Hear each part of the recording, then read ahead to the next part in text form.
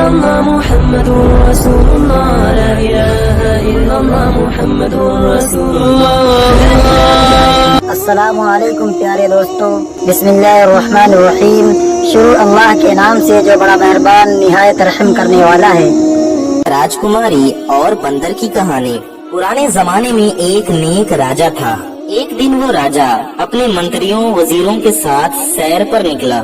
جنگل کے قریب ڈیرے ڈالے گئے۔ جب کھانے کا وقت ہوا تو دسترخوان بچھایا گیا۔ اتنے میں راجا نے دیکھا کہ ایک بہت بڑے پیڑ پر ایک بندر بیٹھا ہوا سب کچھ خاموشی کے ساتھ دیکھ رہا ہے۔ اس میں بندروں والی کوئی بھی حرکت نہیں تھی۔ بادشاہ نے کہا تھوڑا سا کھانا اس بندر کے سامنے بھی ڈال دو۔ نوکروں نے تھوڑا سا کھانا اس بندر کے سامنے بھی ڈال دیا۔ بندر پیڑ سے نیچے اتر کر آتا ہے اور ایک ٹھکری کو لے کر کچھ لکھتا ہے۔ پھر بندر نے وہ ٹھکری راجا کو دے دی۔ ٹھکری پر لکھا ہوا تھا، میں ایسے کھانے نہیں کھاؤں گا، بلکہ جیسا دسترخوان بادشاہ کے لیے لگایا گیا ہے ویسا ہی میرے لیے بھی لگایا جائے۔ بادشاہ کو یہ دیکھ کر بڑی حیرانی ہوئی۔ بادشاہ نے حکم دیا کہ اس کے لیے بھی ایک ایسا ہی دسترخوان لگواؤ جیسا میرے لیے لگایا گیا ہے۔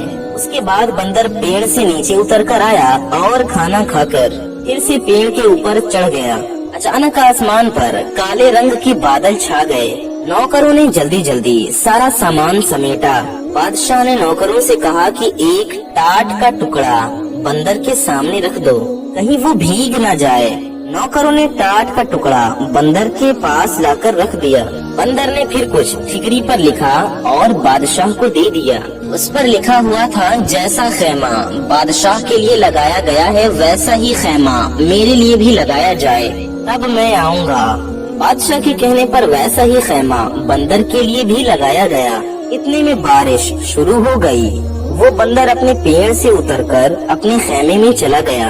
کچھ دنوں بعد جب بادشاہ واپس جانے لگا تو بادشاہ نے نوکروں سے کہا کہ جاؤ بندر سے پوچھ کر آؤ کیا وہ ہمارے ساتھ جانے کے لیے تیار ہے۔ تو بندر نے پھر کچھ ٹھکری پر لکھا کہ جیسا ہاتھی بادشاہ کے لیے تیار کیا گیا ہے ویسا ہی ہاتھی میرے لیے بھی تیار کیا جائے، اب میں جاؤں گا۔ وہ بادشاہ اس بندر کے اندر دلچسپی لینے لگا اور اس کے لیے بھی اپنے جیسی سواری تیار کروائی۔ جب محل کے پاس پہنچے تو بادشاہ نے حکم دیا کہ جو خیمے نوکروں کے لیے ہے ان میں سے ایک خیمہ بندر کو بھی دے دیا جائے۔ لیکن بندر نے پھر سے لکھ کر دیا کہ جیسا محل بادشاہ کے لیے ہے ویسا ہی محل میرے لیے بھی بنوایا جائے، پھر میں وہاں رہوں گا ورنہ میں واپس جنگل میں چلا جاؤں گا۔ بادشاہ کے پاس ایک اور محل بھی تھا جہاں وہ بہت کم آیا جایا کرتا تھا۔ وہ محل بندر کو دے دیا گیا۔ بادشاہ کی بیوی اور نوکروں کو اس بندر سے بہت زیادہ چڑ ہو گئی تھی۔ ادھر بندر نے بادشاہ کے محل میں بھی آنا جانا شروع کر دیا۔ بندر مقدمے بہت ہی غور سے سنتا۔ جب بادشاہ کوئی غلط فیصلہ لینے والا ہوتا تو بندر بادشاہ کے ہاتھ سے فوراً کاغذ کو لے کر پھاڑ دیتا اور قلم سے صحیح فیصلہ لکھ کر بادشاہ کے ہاتھ میں دے دیتا۔ شروع میں تو بادشاہ کو بہت غصہ آیا، لیکن پھر بادشاہ سمجھ گیا کہ وہ اس بندر کی وجہ سے بہت ساری غلطیوں سے بچ گیا ہے۔ بادشاہ کی ایک خوبصورت بیٹی بھی تھی۔ بادشاہ اپنی بیٹی سے دل و جان سے زیادہ محبت کرتا تھا۔ بندر کو دیکھنے کا شوق بادشاہ کی بیٹی کو بھی پیدا ہو گیا۔ ایک دن شہزادی اپنی سہیلیوں کے ساتھ بندر کو دیکھنے کے لیے آئی۔ جب بندر نے راجکماری کو دیکھا تو اسے دیکھ کر وہ گھورنے لگا۔ راجکماری بندر کے ڈر سے محل کے اندر بھاگ گئی اور اس کے بعد سے یہ ہونے لگا کہ شہزادی جب بھی بن سنور کر اپنا چہرہ آئینے میں دیکھتی تو شیشے میں پیچھے سے بندر کا چہرہ نظر آ جاتا۔ پتا نہیں کیسے بندر اس کے کمرے میں گھس جاتا۔ ایک دن بندر نے پرچی میں کچھ لکھ کر شہزادی کے ہاتھ میں تھمایا۔ اس پرچی میں لکھا ہوا تھا، کیا تم میرے ساتھ شادی کرو گی؟ یقین کرو میں بھی بہت خوبصورت ہوں۔ شہزادی جانتی تھی کہ یہ تہذیب مند بندر ہے، یہ مجھے کوئی نقصان نہیں پہنچائے گا۔ دھیرے دھیرے شہزادی کو بندر سے ہمدردی ہو گئی۔ جب یہ بات بادشاہ تک پہنچی تو اسے یہ بات اچھی نہ لگی کہ بندر اس کی بیٹی کے کمرے میں آتا جاتا ہے۔ بادشاہ ایک دن بندر سے ملنے اس کے پاس آیا۔ بندر محل میں موجود تھا۔ बादशाह कहने लगा, देखो मैं नहीं जानता कि तुम कौन हो। मैंने तुम्हारी हर बात को माना, तुम्हें अपनी बराबरी का दर्जा दिया। शायद दूसरा कोई बादशाह तुम्हारे साथ ऐसा न करता, और अब तुमने मेरी बेटी को परेशान करना शुरू कर दिया है। ये बात मुझे जरा भी अच्छी नहीं लगी। इससे पहले कि मैं कुछ सख्त कदम उठाऊं, तुम सुधर जाओ। बंदर झट से महल से कागज और कलम लेकर आया और कुछ लिखकर बादशाह को दे दिया। उसमें लिखा हुआ था, मैं आपकी बेटी से शादी करना चाहता हूँ और मैं आपको यकीन दिलाता हूँ कि मैं आपकी बेटी को हमेशा खुश रखूंगा। बादशाह तो ये पढ़कर हक्का बक्का रह गया कि अपनी फूल जैसी शहजादी की शादी इस बंदर से तो हरगिज नहीं हो सकता। बादशाह ने कहा, ऐसा तो मेरी जिंदगी में कभी भी नहीं हो सकता। बंदर ने लपक कर बादशाह के कमर से तलवार निकाली और दूसरी हाथ से लिखा, अगर ऐसा आपकी जिंदगी में नहीं हो सकता तो मरने के लिए तैयार हो जाइए। मैं आपको मार कर आपकी बेटी से शादी कर लूंगा। आप मेरे मोहसिन हैं, मैं आपका एहसान मंद हूँ। आपने मुझे इस महल में रखा, मेरे खाने पीने का इंतजाम किया। मैं आपको मार कर अपने हाथ आपके खून से रंगना नहीं चाहता। बादशाह ने अपनी मौत को अपने सामने देखा तो कहने लगा, अच्छा मुझे थोड़ा सोचने का मौका दो। बादशाह अपने महल वापस आ गया। वो बहुत परेशान हुआ। एक तरफ बेटी थी और दूसरी तरफ उसकी अपनी जान। सारी रात टहलते हुए उसने परेशानी में गुजार दी, लेकिन अपनी बीवी को उसने कुछ भी नहीं बताया। वो जानता था कि उसकी बीवी को जैसे ही पता लगेगा वो सारा महल अपने सर पर उठा लेगी। सुबह होने तक बादशाह फैसला कर चुका था कि वो अपनी जान दे देगा, लेकिन अपनी बेटी की शादी उस बंदर से कभी भी नहीं करेगा। वो कुछ नसीहतें करने के लिए अपनी बेटी के पास गया और कहने लगा, बेटी कल को अगर मुझे कुछ हो जाए तो तुम्हें अपनी माँ को कैसे देखना है और सल्तनत को कैसे संभालना है। शहजादी ने आंखों में आंसू भरकर कहा, अब्बा जान ये आप कैसी बातें कर रही हैं? अल्लाह ताला आपकी उम्र में बरकत अता करे। बादशाह ने कहा, मेरी बेटी वो बंदर मेरे भी पीछे पड़ गया है और मुझसे कहता है कि मैं उसकी शादी तुमसे करा दूं, वरना वो मुझे जान से मार देगा। लेकिन ये तो नामुमकिन है। मैं तुम्हारी शादी भला उससे कैसे कर सकता हूँ? तुम्हारी माँ ने उसको कत्ल करने के कई बार मंसूबे किए, लेकिन वो हमेशा नाकाम रही। वो बंदर आज भी जिंदा फिरता है। बादशाह कहने लगा, मैं जाकर बंदर को साफ साफ बता देता हूँ कि मैं तुम्हारी शादी अपनी बेटी के साथ कभी भी नहीं कर सकता। उसके बाद शायद वो मुझे मार दे। तुम अपनी माँ के साथ तहखाने में जाकर छुप जाना और उस वक्त तक बाहर न निकलना जब तक कि वो बंदर यहाँ से चला न जाए। और शहजादी ने कहा, अब्बा जान आपकी जान इतनी बेकार तो नहीं है। आप मेरे वालिद ही नहीं, इस सल्तनत के बादशाह भी हैं। आप जाकर बंदर से मेरे रिश्ते के लिए हाँ कर दीजिए। आखिरकार शहजादी ने जैसे तैसे अपने बाप को मना ही लिया। बादशाह ने बंदर को अपनी रजामंदी बताई कि वो शादी के लिए राजी है। बंदर ने कहा, आप शादी की तैयारी शुरू कर दें। रानी को जब ये बात पता चली तो उसने सारा महल अपने सर पर उठा लिया। शादी वाले दिन बादशाह ने रानी को एक कमरे में बंद कर दिया और शहजादी का निकाह उस बंदर के साथ करवा दिया। शहजादी रुखसत होकर बंदर के महल में चली गई। अगले दिन जब शहजादी महल वापस आई तो बहुत ज्यादा खुश थी। मलिका ने जब ये देखा तो हैरान रह गई। रानी बोली, बेटी तुम उस बंदर के साथ इतनी खुश हो? राजकुमारी बोली, हाँ मैं बहुत खुश हूँ। शहजादी दिन में अपने बाप यानी राजा के महल में रहती और रात के वक्त वो बंदर के पास उसके महल में चली जाती। एक दिन रात के वक्त रानी ने नौकरानियों वाला कपड़ा पहना और बंदर के महल में चली गई। शहजादी के कमरे का दरवाजा बंद था। रानी ने दोनों की बातें सुनना शुरू की। अंदर से किसी मर्द के बोलने की आवाज आ रही थी। मलिका ने ताले के सुराख से अंदर झांका तो देखा कि राजकुमारी एक बहुत ही खूबसूरत नौजवान के साथ बैठी हुई है। वो राजकुमारी के साथ हंस हंस कर बातें कर रहा है। ये देखकर मलिका हैरान रह गई और सोचने लगी, अच्छा तो ये बात है। तभी तो मैं कहूँ कि मेरी बेटी भला इस बंदर के साथ खुश कैसे रह सकती है। अब रानी वहाँ से जाने लगी तो उसको एक तरफ बंदर की खाल पड़ी हुई नजर आई। मलिका सोचने लगी, इतनी मोटी खाल बंदरों वाली भला ये अपने ऊपर पहन कर क्यों रखता है और बंदर बना क्यों फिरता है। अगर मैं इस खाल को जला दूं तो फिर ये कभी भी बंदर नहीं बनेगा। ये सोचकर वो बंदर की खाल उठाकर अपने महल में ले आती है और उस खाल को आग लगा देती है। उधर मलिका ने बंदर की खाल को आग लगाई, इधर शहजादे को जलन महसूस होने लगी। शहजादा बचाओ बचाओ करके गायब हो गया। हैरान कुन शहजादी अपने वालिद के महल में वापस आती है तो देखती है उसकी माँ ने बंदर की खाल को आग लगा दी थी। शहजादी ने जल्दी जल्दी से वो आग बुझाई। शहजादी को पता चल गया कि ये उसकी माँ का कारनामा है। वो रो रो कर कहने लगी, हाय अम्मा जान, आपने मेरा सुहाग उजाड़ दिया। आखिर आपकी क्या दुश्मनी है मुझसे।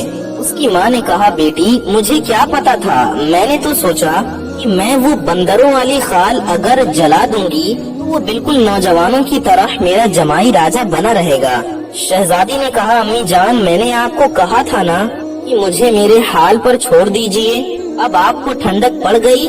माँ राजकुमारी की तमाम बातों को सुनकर परेशान थी। जब बादशाह को पता चला तो बादशाह ने नौकरों को भेजा, लेकिन कहीं से भी बंदर की कोई खबर न मिली। अब शहजादी ने जोगन वाले कपड़े पहन लिए और शहजादे की तलाश में निकल गई। जंगल जंगल सहरा सहरा वो भटकती फिरती। उसकी पाँव में छाले पड़ गए। शहजादी का रंग रूप पूरी तरह से बदल गया।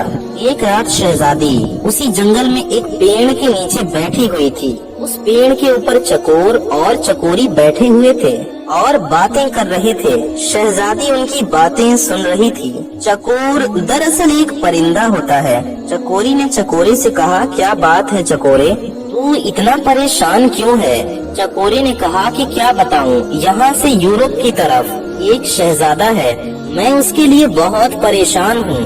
उसके सारे जिस्म पर बड़े बड़े औले पड़े हैं, वो सो भी नहीं सकता। सारे तबीब और हकीम उसका इलाज कर कर के हार गए हैं, कोई भी उसका इलाज नहीं कर पा रहा। चकोरी ने पूछा, शहजादे की ये हालत भला कैसे हुई। चकोरे ने कहा, किसी जालिम ने शहजादे को जलाकर मारने की कोशिश की थी। शहजादे की जान तो बच गई लेकिन उसका सारा जिस्म जल गया है।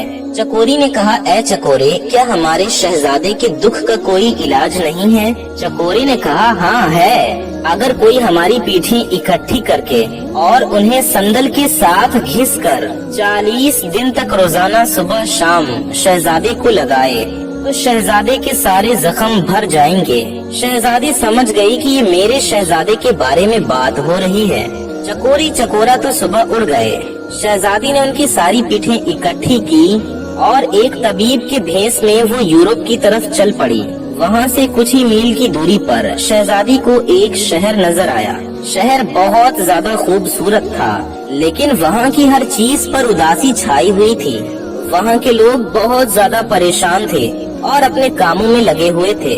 शहजादी जिससे भी उसकी परेशानी की वजह पूछती तो सारे बताते कि उनके शहजादे की हालत बहुत ज्यादा खराब है। शहजादी ने बाजार से संदल खरीदा और दूसरी दवाएं ली और जरूरत का सामान खरीद कर शहजादी शाही महल में पहुंच गई और पहरेदारों से कहने लगी, जाकर बादशाह से कहो कि हिमालय के पहाड़ियों से एक तबीब आया है, वो शहजादे का इलाज करेगा। पहरेदार भागता हुआ बादशाह के पास गया। बादशाह ने कहा, उसे अंदर बुला कर लाओ। बादशाह ने देखा कि ये तो अभी नौजवान है, ये शहजादे का भला क्या इलाज करेगी। फिर भी बादशाह ने कहा, तुम भला क्या कर लोगी, बड़े बड़े तबीब और हकीम हार चुके हैं। शहजादी बोली कि अगर 40 दिन में शहजादा ठीक न हुआ तो जो चोर की सजा है वही मेरी सजा। ये सुनकर बादशाह ने खुशी से हाँ कर दी और शहजादी ने कहा कि मुझे शहजादे के साथ वाला कमरा चाहिए ताकि मैं दिन रात शहजादे की देखभाल कर सकूं। बादशाह के हुक्म पर शहजादी को शहजादे के साथ वाला कमरा दे दिया गया। शहजादी ने इलाज शुरू किया और महीने भर ही में शहजादा पूरी तरह से ठीक हो गया, लेकिन जख्म अभी थोड़े थोड़े बचे थे।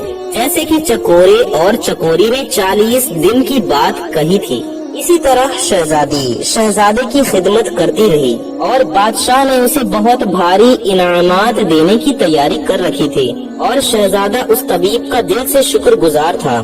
40ویں دن شہزادی نے شہزادے کے جسم پر وہ لیپ کیا اور وہاں سے نکل گئی اور اپنے محل کی طرف لوٹ آئی۔ شہزادی نے وہاں سے آنے سے پہلے شہزادے سے اس کی انگوٹھی مانگ لی تھی اور شہزادے کی انگوٹھی اپنے ساتھ لے کر وہ اپنے والد کے محل پر واپس آ گئی۔ ادھر شہزادے کو یہ معلوم نہیں تھا کہ طبیب چلا گیا ہے۔ محل میں شہزادے کی صحت یابی کی تیاری بہت زور و شور سے ہو رہی تھی، لیکن طبیب کا دور دور تک کوئی بھی اتا پتا نہیں تھا۔ شہزادہ بہت پریشان تھا اور بادشاہ بھی حیران تھا کہ کیسا طبیب تھا، وہ کیسا حکیم تھا جو بغیر ایک پیسے کا تقاضا کیے ہوئے خاموشی کے ساتھ یہاں سے چلا گیا۔ شہزادہ جب پوری طرح سے ٹھیک ہو گیا تو اس کو اپنی نئی نویلی دلہن کی یاد آئی۔ ایک دن وہ اپنے والد سے اجازت لے کر شکار کے بہانے سے نکلا اور سیدھا اپنے سسرال چلا گیا۔ اس نے شاہی لباس پہن رکھا تھا، اس کے ساتھ فوج کا ایک شاہی دستہ بھی تھا۔ نوکروں نے اسے بڑے ہی احترام کے ساتھ محل میں بٹھایا اور بادشاہ کو خبر دی۔ بادشاہ بیٹی کے غم میں وقت سے پہلے ہی بوڑھا ہو چکا تھا۔ شہزادے نے بڑے ہی ادب سے بادشاہ کو سلام پیش کیا۔ بادشاہ نے کہا، بیٹا تم کون ہو، کہاں سے آئے ہو؟ کہیں کے راجکمار لگتے ہو، لیکن میں تمہیں نہیں جانتا ہوں اور میں نے تو اس سے پہلے تمہیں کبھی بھی دیکھا نہیں۔ شہزادے نے کہا، اے میرے محسن، آپ بھلے ہی مجھے نہیں جانتے لیکن میں آپ کو کبھی بھی نہیں بھول سکتا۔ میں تو آپ کو بہت اچھی طرح سے جانتا ہوں۔ دراصل میں وہی بندر ہوں جس کو آپ نے اپنی برابری کا درجہ دیا تھا، اپنے محل میں رکھا، کھلایا پلایا اور اپنی بیٹی کے ساتھ میری شادی کر دی۔ بادشاہ نے خوشی سے اور حیرت سے پوچھا، بیٹا یہ کیسے ممکن ہے؟ شہزادے نے کہا کہ آپ کو میں اپنی کہانی بعد میں بتاؤں گا، پہلے بتائیے کہ میری دلہن کہاں ہے؟ بادشاہ نے کہا، بیٹا وہ تمہارے جانے کے بعد اسی محل میں اکیلے رہتی ہے۔ شہزادہ وہاں خوشی سے بھاگا، محل کے اندر گیا۔ شہزادی غم کی تصویر بنی بیٹھی تھی، پھول سا چہرہ مرجھایا ہوا تھا۔ شہزادے کو اپنے سامنے دیکھ کر شہزادی کو یقین ہی نہیں آیا۔ شہزادے نے کہا، ہاں شہزادی، تمہاری محبت مجھے یہاں کھینچ کر لائی ہے۔ تمہاری ماں نے تو مجھے مارنے میں کوئی کسر نہ چھوڑی۔ میرا سارا جسم بڑے بڑے آونوں سے بھر گیا تھا، میرے بچنے کی تو کوئی امید نہ تھی۔ شہزادی نے کہا، پھر تم بھلا کیسے ٹھیک ہوئے؟ شہزادے نے اسے بتایا تو شہزادی نے کہا، اچھا پھر تو آپ نے اس حکیم کو بہت مالا مال کر دیا ہوگا۔ شہزادے نے کہا، نہیں، حیرت کی بات یہ ہے کہ اس نے ہم سے کچھ بھی نہیں لیا سوائے میری ایک انگوٹھی کے، اور وہ چپ چاپ وہاں سے چلا گیا۔ شہزادی نے اسے انگوٹھی دکھاتے ہوئے پوچھا کہ کیا یہی آپ کی انگوٹھی ہے؟ شہزادے نے کہا، ہاں، لیکن یہ تمہارے پاس کیسے آئی؟ شہزادی نے کہا، کیونکہ وہ طبیب کوئی اور نہیں بلکہ میں ہی تھی۔ پھر شہزادی نے اسے پوری کہانی سنائی۔ شہزادی نے کہا، میری ماں بھی آپ کی دشمن نہیں تھی۔ جب میری ماں نے آپ کو انسان بنا ہوا دیکھا تو اس نے بندر کی خال کو جلا دیا کہ نہ یہ خال ہوگی اور نہ آپ دوبارہ بندر بنیں گے۔ شہزادی بولی، غلطی آپ کی بھی ہے کہ آپ نے مجھے کبھی بھی بندر بننے کی وجہ بتائی ہی نہیں، ورنہ میں اس خال کو اپنی جان سے زیادہ حفاظت کے ساتھ رکھتی۔ شہزادے نے کہا، دراصل مجھے کبھی یہ ساری باتیں بتانے کا موقع ہی نہیں ملا۔ تقریباً 1 سال پہلے کی بات ہے، میں شکار کے لیے نکلا اور میرے ساتھ نوکر بھی تھے۔ جنگل میں مجھے ایک ہرن نظر آیا، میں نے اس پر تیر چلایا، وہ ہرن میری آنکھوں سے اوجھل ہو گیا۔ میں اس ہرن کی تلاش میں نکلا، میں اتنا آگے نکل گیا کہ میرے ساتھ جو لوگ تھے وہ سب کے سب پیچھے رہ گئے۔ میں اپنے ساتھیوں سے بچھڑ چکا تھا۔ میں نے دیکھا کہ صحرا کے پاس ایک بزرگ بیٹھے ہوئے تھے، ان کے قریب ایک 10-12 سال کا بچہ بھی بیٹھا ہوا تھا۔ وہ بزرگ رو رہے تھے، اس بچے کی ٹانگ سے خون بہ رہا تھا۔ وہ بزرگ رو رو کر اس شخص کو بددعائیں دیتے جا رہے تھے جس نے اس بچے کے پیر پر تیر مارا تھا۔ مجھے دیکھ کر بزرگ نے غصے سے کہا، تم انسان ہو یا بندر ہو؟ تمیز تو تمہیں چھو کر بھی نہیں گزری ہے۔ بس یہ ان کے کہنے کی دیر تھی، میں فوراً انسان سے بندر کی شکل میں تبدیل ہو گیا۔ बुजुर्ग ने कहा, अब जंगल जंगल भटकता फिरेगा, तुझे कहीं भी ठिकाना नहीं मिलेगा। उनकी बद्दुआ से और अपनी हालत से मैं इतना परेशान हुआ, मैंने उनके पांव पकड़ लिए, रो रो कर उनसे माफी मांगने लगा। मेरी उस हालत को देखकर उस बच्चे को मुझ पर तरस आ गया। उसने अपने दादा से कहा कि दादा जान, जब इंसान अपनी गलती को मान ले तो उसे माफ कर देना चाहिए, हमें चाहिए कि हम उसे माफ कर दें। लड़के ने जब बहुत ज्यादा इसरार किया तो बुजुर्ग ने कहा, देख इससे सीख, तूने इसके साथ क्या किया और ये तेरी भलाई मांग रहा है। खैर मैं अपनी बद्दुआ तो वापस नहीं ले सकता, लेकिन इसे कम कर सकता हूँ। साल भर तू बंदर ही रहेगा।